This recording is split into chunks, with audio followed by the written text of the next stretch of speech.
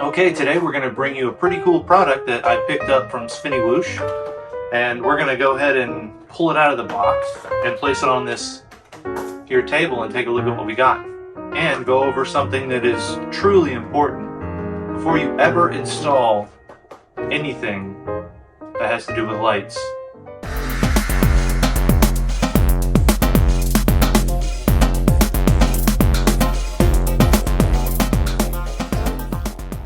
So here we go. Okay, now we have everything out of the box laid out on the table. So I'll go over a couple of these things here for you. It gives you some awesome assembly stuff. You've got your heat shrink so you can protect all of your connections. Looks like you have your power cable for your primary box here. Plugs right in. It looks like it has a positive and a negative, so you're just going to run 12 volts to it and ground it. Always put a fuse in place. That's something I'm going to go over. This little box here has a QR code on it, so you can download the app that controls it. And then looks like you have an extension here and a bundle of wire here. These are all stuck together, but they go to the primary lights here, and it looks like it comes pre-configured here or connected, because there's a Y joiner here that connects to this smart little box that connects together. And they also have some arrows which actually shows you where you plug them together. They did a really good job of making it as simplistic as possible. So I'm going to bring you over here and give you a closer look. So now that you're a little closer, again, we got the inserts, and they also give you an extra piece here, because these are the pins here on how everything connects together. They made everything nice and easy with these little slot and pin connectors, and again, you can see that would work, but again, you want those arrows to match up to make sure that you get all the pins together. Again, that would fit in there, but it wouldn't work. And then this here powers up to these here. So I'm going to leave this all together. We're going to go ahead and open this up and take the power part out. I'm going to strip these wires back here a little bit. This here is how it powers up. And this little brain box, it kind of makes it super easy to set up. That there, and then you have your red and black wires, which are chassis ground or ground, and VCC, or also known as 12 volts power. Let me grab a battery real quick, and let's make sure this all lights up. All right, on off. There we go. You can see we kind of have all of them turning on one color. That's probably what it's set to turn on to. And there's different modes and whatnot. At this point, I'm seeing everything light up. We actually see everything light up when we give it power, so that's telling me all the units work. This kit is ready to go ahead and be prepped, laid alongside the vehicle, and then you get in your mind where you're gonna put it. So let's go through those steps. All right, so now we've got all our wires. I went ahead and disconnected that main junction box. So now I'm gonna take the time to go ahead and disconnect these here. I don't want to lose these little pins, so I'm going to leave these inside the actual splitter piece, so I know that all my connections are in this splitter piece and we don't lose those. So now we're going to take this, which is our splitter, and we're going to put this somewhere where we're not going to lose it, right next to the box. And we'll go ahead and start disassembling these here. We're going to get our different strips. You're going to notice you're going to get 2 longer ones, and you get 2 shorter ones. Shorter ones are for the front and the back of the vehicle, and your 2 longer ones are for the sides. All right, so we got these taken care of. Since you can see pretty much this angle, I'm going to go ahead and set these down on the ground and kind of get an idea of where I want to put them. This brings up an important step: planning. Planning is very important, because you have to run the wires where they're not going to entangle any moving parts of the car. Myself, I have most of my power on my passenger side of where I'm going to have all the wires come in and everything right here on the passenger side. So I'm going to lead to try to have all my wires mainly on this side going up to the passenger side. Set this wire down here, get an idea. Basically, the front and the other side, or the back and the other side, are going to mirror exactly what I'm showing you here. This one will be really simple. because I'm going to kind of want it right in the middle. Then I have plenty of wire here, which is going to run up to my junction, which will be here. So those two are going to make the path pretty easy.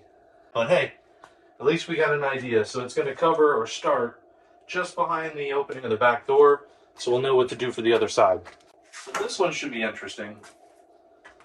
Now, when you're running these, it's usually easy to pick one spot to bring the power and stuff from, and you want to try to place the module or the box that controls it in a decent non-water area to try to keep it out of the weather as much as possible. I do not believe it's a weatherproof box, but under the hood there should be plenty of nice spots to put it. Now this one here, we run into a predicament. So how do you want to run this across the car? Well, the one thing you don't want to do is just run it straight underneath the car, around the drive shaft or any of those things, because you don't want this to hit anything that interferes. I'm probably going to get it mounted and then figure out how I'm going to traverse this wire either across and up through the engine bay, or I may bring it into the engine compartment and then back out the other side if I have enough length. But getting this in is going to tell me that, because I may have to position or move the actual box closer in the middle of the engine compartment to reach these wires. These wires are not really extendable. They come pre-attached, but they do give you that one wire, and this does allow you to run one long extension. Now, what am I going to use this long extension for? Haha, the back one. See, this one here will allow me to take this extension cord here and make it all the way up there with the inclusion of the original wiring. So when I unwrap this, where this wouldn't make it all the way to the front, now with the assistance of that extension, it will. And this one will go back here. And then up the side. So for me, I definitely have some decisions to make to actually where I want to put this. For me, I'm probably going to put it inside here to get a glow in here. But most people are going to want to put it on the furthest place on the bottom. Ideally, you do not want to be able to see the LED strip from the outside of it. You kind of want to tuck it away where you see the glow of the light and not the LEDs itself. That's usually indicative of a professional install versus an install really quick. Take your time, plan it out, and make sure your LEDs are not visible from the outside. Okay, here comes some of the fun parts. Now you get to lay down on the ground. So, depending on your application, whether your car is normally higher or if you have a lower vehicle, you're going to want to get down low or maybe even jack your car up to get yourself access to looking underneath. And you're going to want to take your light. Do not take your 3M tape off yet because you have to do cleaning. And you're just going to place it in places where it looks like it may not be impacted by anything or get obstructed or hit by anything. And on my application, everything seems pretty flat underneath here. So I am probably going to attach it straight to the bottom here, because you shouldn't be able to see the LEDs from underneath. It has kind of a small little edge out here. So I'm going to clean the section on there and be able to actually adhere it straight to that. You want to try to use 70 to 90% alcohol to clean away some stuff, to make sure you get a nice clean surface for contact whenever you stick these down. All right, now that I got my alcohol wipes and I have a rough idea of where I want to put this light at, which I'm holding it up here so I can kind of see. Right there's at the beginning of the door. I want it to kind of be in the middle here, so right about there. I'm going to drop that down. I am going to go to this little flat spot here, which is kind of perfect for me. It's going to be on this ground effects. What you want to be looking for is a nice flat spot. Particularly, you would like to have it tucked up underneath the vehicle So you have no way of this LED strip getting caught on anything or any of the jacking points of your vehicle. So if you take your vehicle in for service, you don't want those guys messing it up. Giving this a nice clean under here so it has a good surface to stick to. Again, prep work is important. That's what's going to give you the longevity of the light, and it's going to keep it where you put it.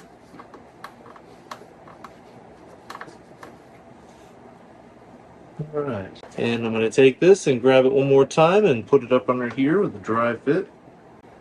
Okay, I think that's where I'm going to end up doing it, so I can run the wire there underneath that.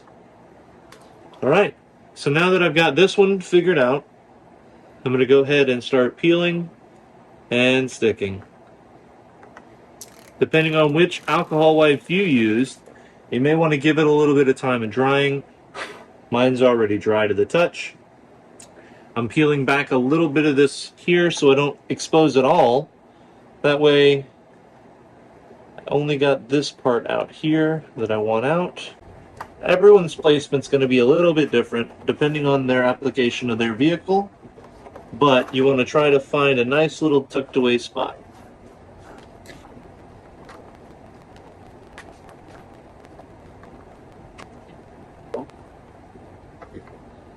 Final fitment will be dependent upon your application. Now we're on the ground in the front, and everyone's front is going to be different. This is definitely not the first iteration of the front grille that I will have, because I'm going to end up putting a splitter on here. Let's grab some alcohol wipes.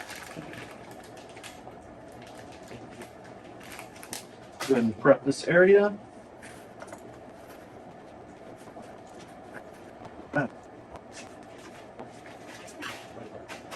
It is always good to maybe have a couple extra zip ties on hand. Zip ties always come in handy. All right, let's take a look here. Center. I want that to go there. That to go right there. Right there. So this one I'm wanting to do the center first. So this time I am peeling that whole strip, because I got my center point, and I'm going to mount that right there. Follow this contour around. Here.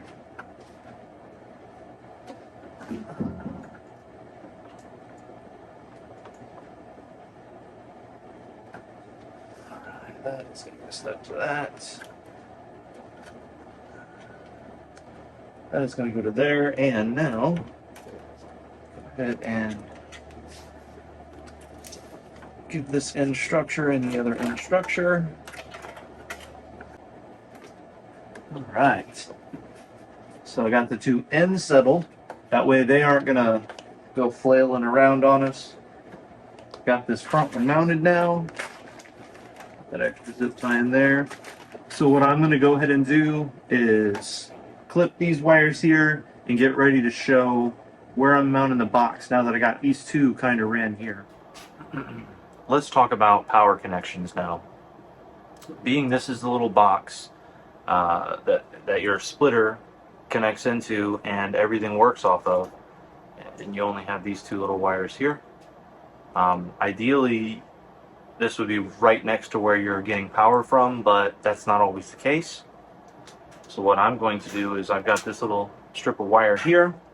I'm going to use purple as my power line and the gray as my ground line, because this box is not going to actually be mounted right next to where I already have a switch set up for, which you guys will see here in a minute. When doing this, you also want to make sure that you take and you may want to go ahead and purchase something like this. This is a little fuse holder, which you can put a fuse inside of, and this will fuse your link to make sure that this never gets over voltage, or it's always good to fuse your circuits. Always good to fuse your circuits. Have that point of failure, that way you don't fry stuff. Again, it is a simple circuit. You can go without it, or you could even go as simple as getting two butt connectors or two female connectors and just inserting a fuse onto that and then electrical taping around it. Please fuse your links. Again, I'm not going to have to use this because I already have a relay circuit set up inside the car to a switch that I'm already going to use. So what I'll do now is connect these two to here so it'll extend in, and then I will show you the heat shrinking and stuff of connecting the lights to the actual box. You have two choices whenever you're doing this and you're doing a butt connection. You have the standard butt connector, which gives you 2 crimp points. So some people will say that this will give you 2 points where you can fail at your crimp. And then you have this style connector, which in the car audio installation world, we use these a ton. It's a single crimping point. All your wires go in it. You crimp once, you know everything's connected. To each their own. I'm going to use the cap connectors as, again, 1 point of connection. And that's what I tend to use more.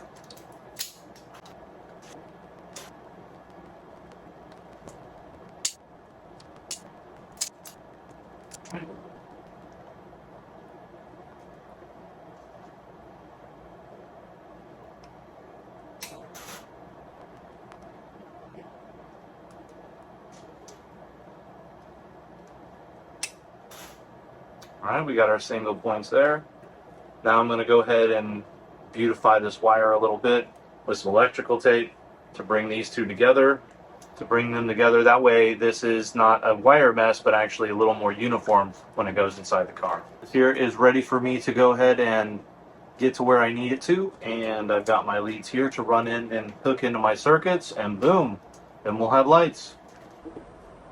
Alright, now we're all the way where I have my passenger side and my front LED strip installed. Again, you do the same thing on the other two sides. You prep it, you stick it, you run your line all the way to the front. You find a place for where you're going to mount your box. This is a nice little spot here where I don't get any water or anything inside. So here is where my connectors are going to go. And this is the included heat shrink. And you can use either a heat gun or, again, a good old lighter. So what I'm going to do is go ahead and prep these connectors, slide this over. Nice and simple install. Slide that over. I'm here looking, and I can see here that I have my arrow on this side. I will look at the box itself. I will match the two arrows up and insert. Those are together. This here slides right over. Get yourself a good right there in the middle, and then ignite. The heat shrink will then seal this connection up for you. It does take a minute. Heat guns do always work the best, but a lighter will work in the pinch to get your heat shrink down. And now that connector is in together, and we have these offshooted connectors here. So what I'm going to go ahead and do for the purposes of showing this, I'm going to pull these two pins out. That way I don't have any chance of power getting out of those. And I will install these other two here. That'll leave us for just tidying up, basically to tidy up your wires here at the end.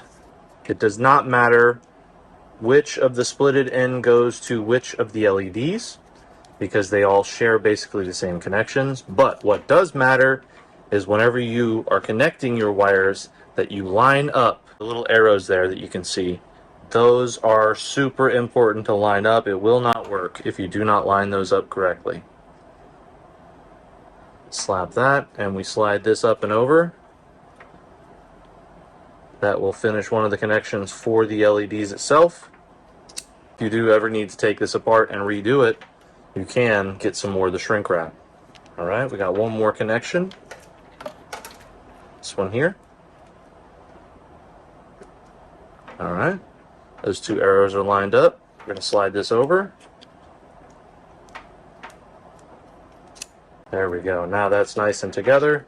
So your next steps would be basically taking this wire, this excess wire that you have, and then just making it pretty, wrapping it back up, using a couple of those zip ties or the extra zip ties you had with you, and zip tying this all together out of the way. This here I will use some two-sided tape. I'm actually going to secure it down there, but for right now I've got the wires ran inside, so I'm going to hook the wires up and basically show you how I'm connecting mine. Down here in my driver kick panel is where I ran these wires into, and to get these wires connected I will go ahead and prep these ends. We got purple, which will be power, or basically my switched power from my switch inside the car to turn it on, and the gray will be the ground.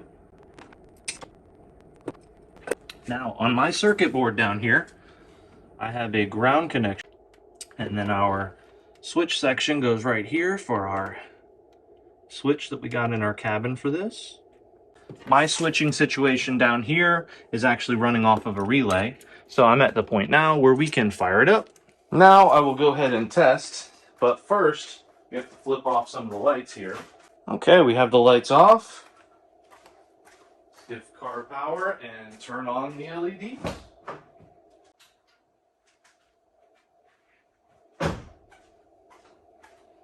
And just like that, we now have glowing underneath the car. Installing the app from the App Store. Here we go.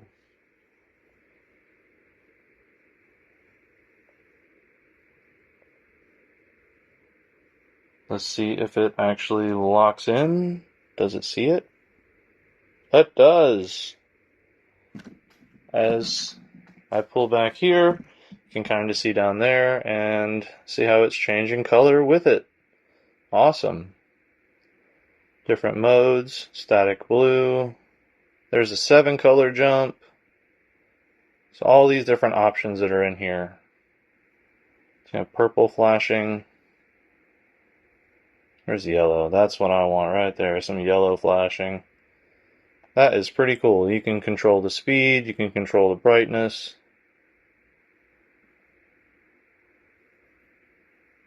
There's a yellow flash.